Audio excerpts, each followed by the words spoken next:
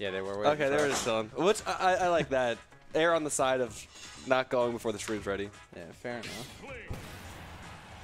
Top tier matchup. All right, Peach and Inkling. Yeah, it's supposed to be pretty hard for Inkling. At least that would be, you know, my feeling on it. Does Peach do a lot with turnips in this game? I feel like her float cancel is just so aggressive that she can kind of just like... The Z cancel turnip or Z drop turnip combos are like bonkers. You can like 0-def people if you're a sick player. Okay. Like if you get a down tilt starter with the turnip in your hand like that, you can just go wild and just do all the things. Yeah, I know in Melee down tilt like almost just lets you do whatever you want after you hit it. Really nice to be like one of the like top 5 worst songs for the stage. The turbo version of the main theme that I already don't like. I've actually never heard this song. It's like the Nightcore remix of the Ultimate theme. Like, what is this? Well, it's pretty even so far. Yeah, they're both just dealing a decent amount of damage. Like, you kind of expect this out of the Inkling player to go just kind of like tit for tat. But like I said, the Peach is supposed to sort of get their first 50 on like one big go. So JMGN not able to get like the traditional Peach combos started. See, like right there, he can do a fair and re-grab the turnip and then get another turnip throw. Like there's that kind of stuff where there's like a lot of but nice fall through back air. Not as important in this game. Progressively from every single game, Peach has got like since she started out at kind of a low point in Brawl where it was like, oh, nice. And without taking any damage too. Yeah, Akui with the very polished roller setup. That's one of the things where you like know that someone is an actual Inkling player is when they get the jump cancel waveland up smash after their roller instead of like just doing a short hop into trying to like catch a weird jump or like not really knowing exactly what to do after getting the ground. But what were you gonna say about Peach with like in Brawl, her only good thing basically was that since she created an item, glide tossing was a really powerful tech in Brawl where you could cancel a roll and it would maintain your momentum. So you would slide as you tossed your item, and then you could do some sick follow-ups with that. That's why Diddy Kong was so OP in that game. But then in 4, Peach got like a lot better KO potential. She got some more easily executed combos. The flow canceling is not as challenging. And then in this game, it's just like she has everything. She has really powerful damage build up. Her turnips, all the percentages are just like better than they've been in the past. Yeah, the walling is nuts too. Yeah. Do you say JMGN or do you say JMGN? I have no idea. All right, well, JMGN has been using a lot of back air. Yeah, just float canceled back air to like really make it hard for Akui to really like get in at all. Because I feel like Inkling does stay grounded for the most part when they're trying to like break neutral kind of. And float canceled low back air is like really hard to get past basically. Yeah. So like basically when I looked at it, based on like how I see people play Peach, you're pretty much guaranteed to get 1 stitch face per game. Okay. Like if you're a person, you know, if you're not just like straight up losing and you're pulling a fair amount of turnips just for like edge guards and like between stocks and stuff, you're pretty much always going to get a stitch face. Yeah, that's like people used to talk about like how often Armada would get stitch faces, and then someone else was like, yeah, but like, do you know how often he pulls turnips? Like any second he can be pulling a turnip, he is pulling turnips. So like the math just works out where he gets like 2 stitch faces a game because he's pulling like 50 turnips, 100 turnips. Yeah. I kind of wish there were more of the item pulls in this game, though. That's the one thing that's like gone. Like more characters had it, kind of. I can't believe Akui got nothing off that parry. Because JMGN was so far from the ground, so it was like not going to get the cancel off very efficiently. Oh, that could have been scary.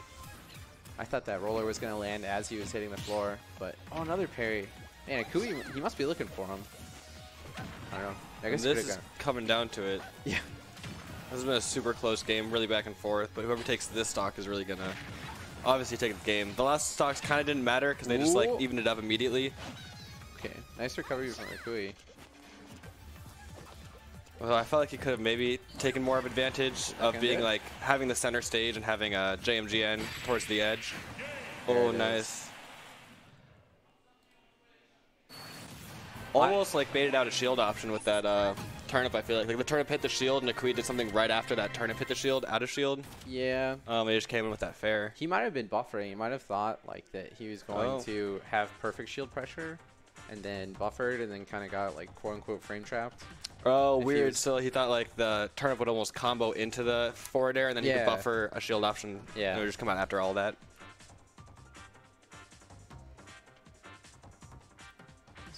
Thinking about the stage list. I like to see this. I wish that more people would wait and think. Be serious about their counterpicking. Because they're, you know, as is indicated from the amount of whining that you get on the internet about tournament stage lists, it is a big deal.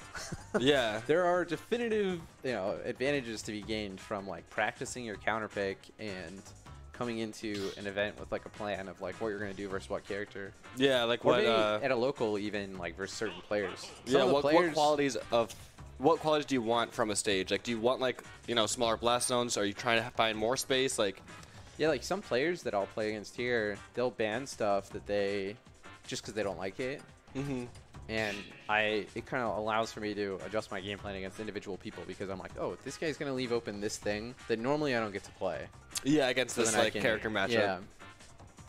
Yeah. I think another good thing is also like after you lose, just taking the time, even if you're not like, if you already know what stage you're going to counterpick, just taking the time to like take a breather and think about like kind of what went wrong, what you want to change. Like, because a lot of people will just like jump straight back into like a salty run back or like, especially in a close game like that. Yeah, where it's like last stock like 100%. It could have totally been either other person's game. Yeah, absolutely. Just like take a sec. Yeah. One of the big things that I've started to see high level players do against Peach specifically is because her down air is obviously like set. They'll use the new parry mechanic to where you can parry the last hit of the down air. And so they'll intentionally get it on their shield so they can parry. So they can, yeah, okay. And then have the advantage after they parry it. Right. And then they get to like take their turn. Because normally Peach has really, really safe shield pressure. Oh, nice, fair. Yeah, and she's like throwing out that down air a decent amount usually when she's like close and floating around that shield. You kind of take the option away from them. Ooh, that was a committed up smash. Yeah. Also kind of weird because Inkling doesn't really want to be above you, so you don't really expect him. Not sure like what option he was calling out, kind of. I think he was looking for Akui to roller and try to retake middle stage. We got Mom in the background here. Kind of a weird one. All right, what's up, Mom? I don't think it's either of these players' mom either.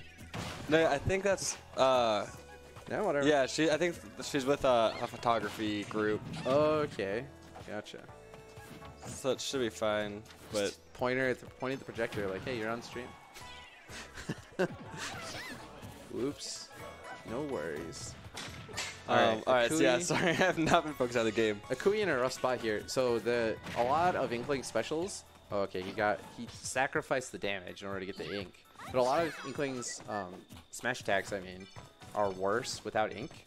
So it's kind of important to have it at this percentage where you're trying to get your clean KO. Trying to finally get the kill, yeah. Man, he's gotten so... Oh, no. Oh, and he took the roller just too long. Almost still made it back just because JMGN had so many such high percent. Yeah, so I think it's either 120 or like 125 is the magic number for Inkling now, where it... The guarantee is almost that you're going to get the up smash off? Well, it scales way, way higher, the amount of berry time after the change in 2.0. Because early on in the game, it was just, like, insane. And then they adjusted it to make it better at higher percents and worse at lower percents. Okay, so, made it more scaling rather than a base. Yeah, yeah. But man, Akui is just really struggling to get this kill. And yeah. Now, he's already taken 120%. And he's out of ink again. Ooh, that was a risky... Ink load? I don't even know what you call that. Ink charge? Yeah, charge, I guess. You could call it a reload, I suppose. Trying to space it. It's so scary, though, with Peach, just because she has, like, so many more options in, like, that full hop range, because she can, like, decide to float at any height. Yeah. That is hard just to play, like, the full hopping towards her and fading away game. All right, we'll see what Akui can. Oh, he had such a big opportunity there. Yeah, kind of setting up a ledge trap, but he kind of gave it just too much space. Well, he got the first kill, but so far this counter pick has definitely not worked out in his favor. It seemed like JMGN was pretty happy to have more space to work with. Yeah, because I mean, well, okay, I guess they both do have like kind of projectiles, but I feel like Turnips are a little bit better with space. The thing that you expect out of the... Ooh! Oh, I thought that was about to be a big chain. Oh, here we go. If you can get like some sort of gimp or just keep him off and tech on that percent without taking any... Yeah, I thought... A lot of times Peach players don't necessarily utilize the float back and forth. I mean, you have to be really precise because it's slow, right? When you're floating, you don't move quickly. Yeah, if they like know you're going to just be floating, they can overcommit to something and just take you out. But you definitely, you know, in order to mix up the recovery, you should be looking for that kind of stuff. But JMGN went straight to the ledge. Akui just kind of... Oh, that was weird. Because he shielded it, but then, like, was still going with the roller. Yeah. So when... so since you can't walk past people in this game, that's just kind of the way the interaction works. If you're still holding shield, the roller is kind of like awkwardly... Is it like once you've shielded it, you can't be hit by a roller?